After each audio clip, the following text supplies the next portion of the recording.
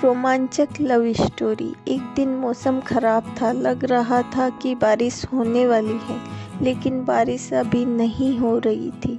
बस माहौल ऐसा लग रहा था। धूप खत्म हो गई थी, थोड़ा थोड़ा अंधेरा हो रहा था। मोहित को लग रहा था कि हो ना हो बारिश होने वाली है। बारिश जैसा मौसम भी हो चुका था, लेकिन फिर भी उसी दिन मोहित टहलने के लिए छत पर चला जाता है। मोहित अपने छत पर जाता है तो देखता है कि थोड़ी थोड़ी बारिश बूंदाबांदी हो रही है। नीचे आने का प्रयास करता है और जल्दबाजी में नीचे आने लगता है। जैसे ही वह सीढ़ी के पास आता है तो बाहर उसे एक लड़की दिखाई देती है। वह लड़की बहुत ज़्यादा बीमार थी, इधर उधर देख रही थी। इस कारण से अब बारिश भी हो रही थी, हल्की हल्की। लेकिन वह लड़की है कि बारिश से बचने के लिए अपनी जगह का इंतजाम करने के लिए प्रयास कर रही थी। मोहित ने जैसे ही उस लड़की को देखा, वह तुरंत दौड़कर बाहर गया और उस लड़की से कहने लगा कि आप कहाँ जा रहे हो, कि आपको बारिश से बचने के लिए किसी प्रकार की छत की ज़रूरत है। हाँ, मुझे एक गाड़ी का इंतज़ार है, मुझे कहीं जाना है, लेकिन वह भी नहीं मिल रही। बारिश का मौसम है और मौसम भी ख़राब है। तभी मोहित बोलता है, कोई बात नहीं, सवारी गाड़ी आएगी तो मैं तुम्हें बाहर छोड़ दूँगा। फ़िलहाल अभी बहुत ज़्यादा बारिश होने वाली है, घर में आ जाओ। और सही में मौसम बहुत ज़्यादा ख़राब होता है। बिजली बहुत ज़्यादा कड़क रही थी और ठंडी का मौसम भी चल रहा था। ऐसे में बाहर पानी में भीगना आपकी तबीयत बहुत ज़्यादा ख़राब हो सकती है। लेकिन उस दिन एक बात गजब हो गया। मोहित के घर वाले भी कहीं बाहर गए हुए थे। वे लोग भी मौसम ख़राब होने के कारण उधर ही फंस गए थे। ऐसे ही लड़की अंदर आ जाती है मोहित के घर के अंदर। मोहित के मोबाइल पे फ़ोन आता है, जो कि उसके मम्मी पापा का फ़ोन होता है। उसे कहते हैं कि बारिश बहुत ज़्यादा होने वाली है, इस कारण से मैं तुम्हारे मामा के घर रुक गई हूँ। मैं सुबह आऊँगी, तुम अपना खाना बनाकर खा लेना और सो जाना। अब तो वह लड़की और मोहित घर में बिल्कुल अकेले थे, लेकिन मोहित को रसोई घर में खाना बनाना नहीं आता है। वह सोच ही रहा था कि क्या बनाएगा। तभी वह लड़की कहती है, आपके घर में कोई नहीं है लग रहा है। वह लड़का कहता है कि मेरी मम्मी का अभी फ़ोन आया था, वह बोल रही थी कि कल सुबह घर आएगी, मौसम ख़राब है। मोहित उस लड़की से कहता है कि मैं तो बहुत दिनों से रसोई घर में आना जाना भी नहीं किया है, जिस कारण से मुझे किसी प्रकार का कोई भी चीज़ पकाने के लिए नहीं आती है। ऐसे में अगर तुम्हें आता है तो तुम मेरी मदद कर सकती हो और हम दोनों के लिए खाना तुम बना सकती हो।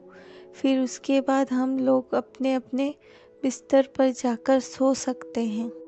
लड़की रसोई घर में जाती है और खाना बनाने का प्रयास करती है। मोहित भी वहीं रहता है, उससे बातचीत करता रहता है।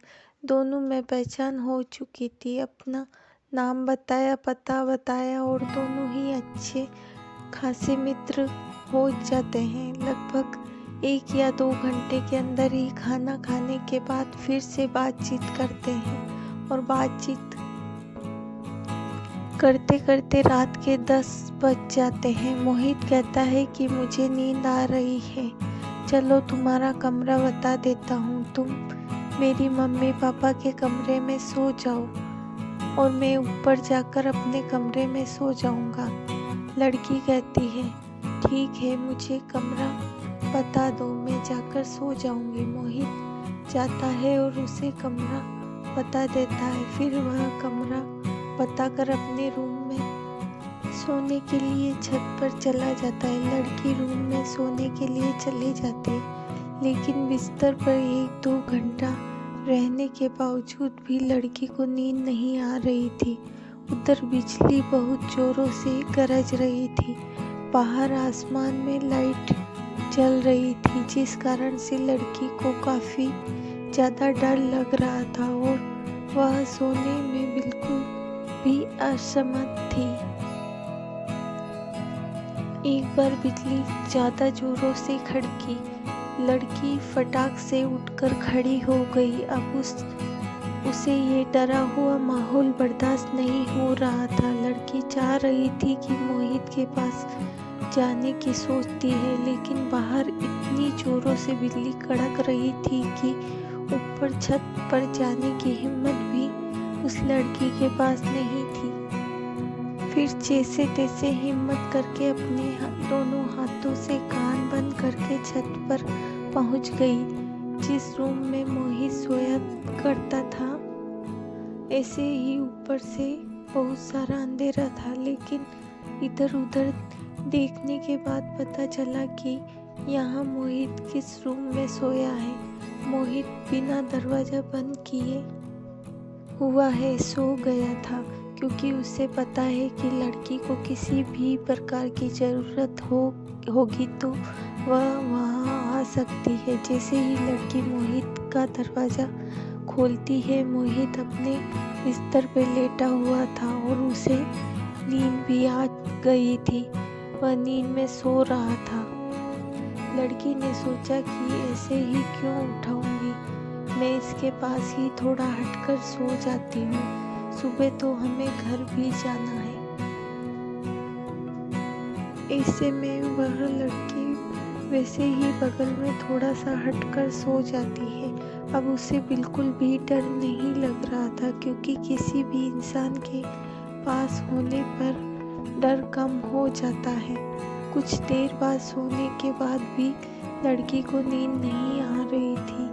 वह मोहित की तरफ देखती तो कभी दूसरी तरफ मुंह करके सो जाती, लेकिन उसकी आँख में नींद की एक झलक भी नहीं दिख रही थी। रात के करीब 2 बज रहे थे, तभी हल्की हल्की बारिश हो रही थी। मौसम भी काफ़ी ज़्यादा ठंडक भरी थी। ठंडी होने के कारण वह लड़की ठंड के मारे सो नहीं पा रही थी। उसके बाद मोहित अपने बिस्तर से उठता और देखता है कि वह लड़की उसके बगल में सो रही है।